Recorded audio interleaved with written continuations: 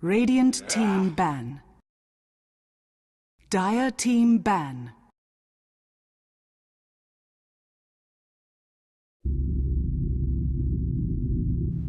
Radiant team ban.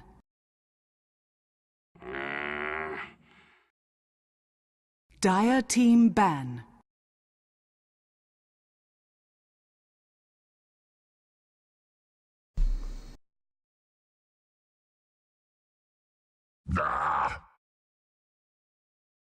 Radiant team pick.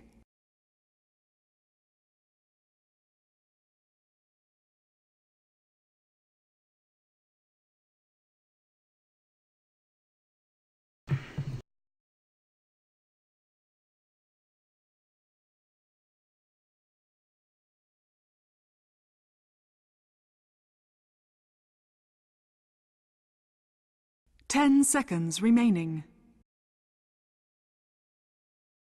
5 seconds remaining. Reserve time. Faceless Void. Dire team pick.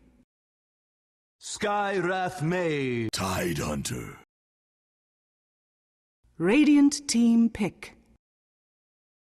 Ladies and gentlemen, welcome back to the Dota Pit League Season 2 group stages. It's Moscow 5 versus Power Rangers. Thanks so much for joining us here on twitch.tv/DotaPit. I'm back. It's been a while, of course. I've been away. Been at a wedding and stuff like that. But we're underway in the draft right now.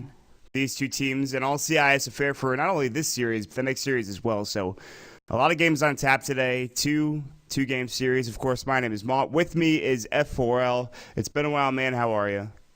I'm doing good. How are you? I'm sick. I'm actually really sick, but that's okay. Yeah. That's unfortunate. It is, but you know what? That's all right, because we got Dota. Radiant team and nothing ban. cures sickness like Dota. Actually, that's a lie, but you know, we're going to go with it. Dota actually makes me more sick, but that's okay. Yeah.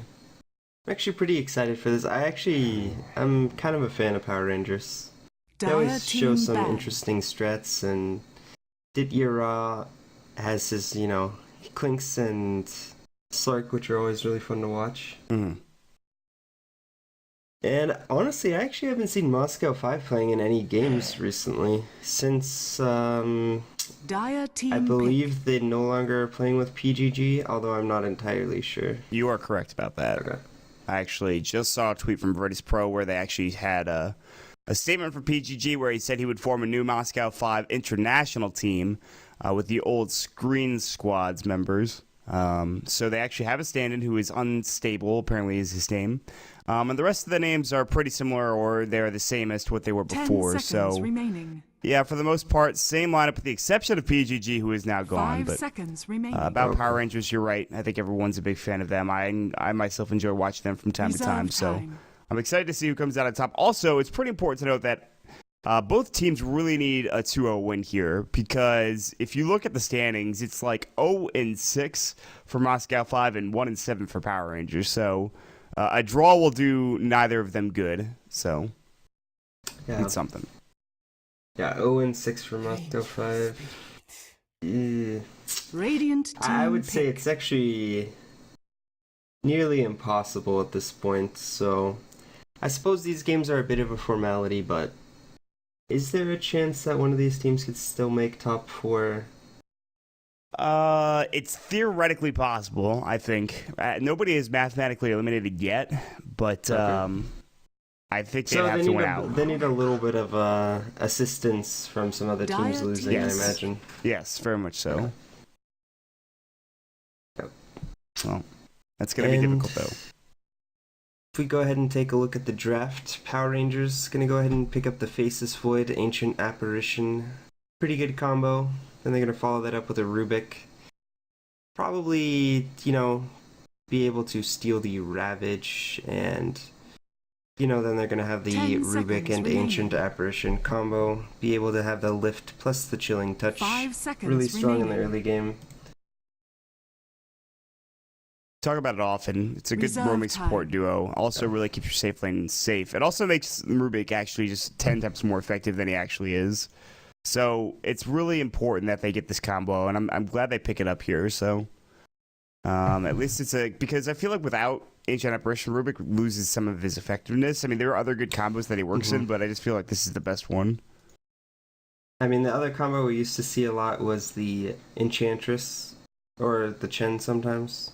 Get that creep at level 1, boots on the Rubik, lift someone into a creep, and set up an easy kill, but it's much easier to set up kills with the Ancient Apparition, because if you get someone caught out with the lift plus the Chilling Touch, it just does so much damage, and usually they go ahead and fall. And nobody picks the Enchantress or Chen anymore anyways, which is really the unfortunate thing. I will see it occasionally. I think in the Chinese scene, like Newbie and Banana will play like Enchantress all the time, but as far as everyone else is concerned, Chen certainly doesn't really fit in this meta. And, well, that's a Medusa pickup coming out from Moscow 5.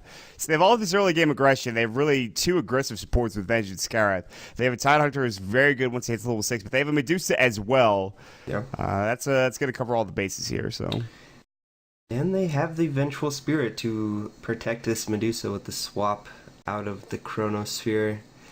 Venge probably the #1 pick against Faceless Void. I think it's remaining. You know, I mean, swap is so good against Chronosphere, and then also, if you end up killing the Void after... I mean, if you end up killing the Venge during the Chronosphere after she swaps out her carry, then you're going to be having the Vengeance Aura on your entire team. And the minus damage is certainly not good. Faceless Void now more than likely going to be in the offlane as they have the Anti-Mage. So for Power Rangers, they want to secure the farm against the Medusa instead of going for something like an X-Assassin, which of course was banned in the last phase here, as we see. But Am's pretty good against Medusa for mana burn, but I mean, she could still go toe-to-toe with him and dish out the damage. It's actually... It's one of those matchups where Anti-Mage will most likely farm faster than Medusa, and there's points in the game where AM is very good against Medusa, but I think once you get to that point where Medusa has all 6 items, Medusa can still do quite well against the Anti-Mage. It just all depends on how these fights end up working. So... Anti-Mage? Radiant team I wouldn't actually say that Anti-Mage is that great this game, just because they have a lot of control coming out on the side of Moscow 5. So before he gets this Manta, he's actually going to be in some danger if they're able to get maybe a Skywrath Silence or a Venge Stun. They have a lot of tools to lock him down and probably end up killing him. This is not the game where you could farm for years and not be, you know, jumped on or ganked or anything like that. They have cures to kill him. You mentioned the Skywrath Silence. They also have the Death Prompt Silence as well. So it's not like they don't have the tools to kill this Anti-Mage. Although, again, Tidehunter, Vengeful Spirit as well can do some work. Power Rangers will have to get this level 6 on Faceless Void rather early, just to make sure they can fight around the map and make sure Anti-Mage is safe. We'll also have to see what Anti-Mage goes for in terms of his item progression. But I guess the same could be said for Medusa, although it's pretty standard, I think, at that point. Last pick coming up for Power Rangers. They need a mid, I'd imagine. Something for Shockley. We'll see. We'll have to wait and see. And the Death Prophet coming up for M5, so pretty greedy mid-hero. It's going to be quite difficult for Power Rangers to actually take team fights if once the Exorcism is popped, because they're going to have both the Exorcism and the Stone Gaze coming out in these fights, and if you get caught out in a position where you're taking a 5-on-5 engagement after they're able to pop off all of their abilities, and they even have the Ravage as well, the swap to save someone from Chronosphere. So I think it's going to be very important for Power Rangers to get an early game advantage, because if Moscow 5 are able to get in a groove, you know, group up as 5 and start pushing down these towers with Exorcism, I think Power Rangers could actually have a bit of trouble if they're not able to either set up a really strong split push with Anti-Mage or have an early advantage. It really comes down to laning phase, I feel like, because if they don't get off to a good start, like you talked about, Anti-Mage isn't going to get farmed. Zeus is waiting with some of these heroes with this bit, but at the same time, I'm not sure if it's waiting to deal with these heroes. He's good at ganking, obviously. Chronosphere plus a Zeus ultimate. There's a good chance you're going to grab a hero to avenge, or whether Medusa or somebody else. I don't know. We'll have to wait and see. I like the pick, though. I don't think it's a bad pick. I think it works well here. Yep. Zeus, pretty strong pick.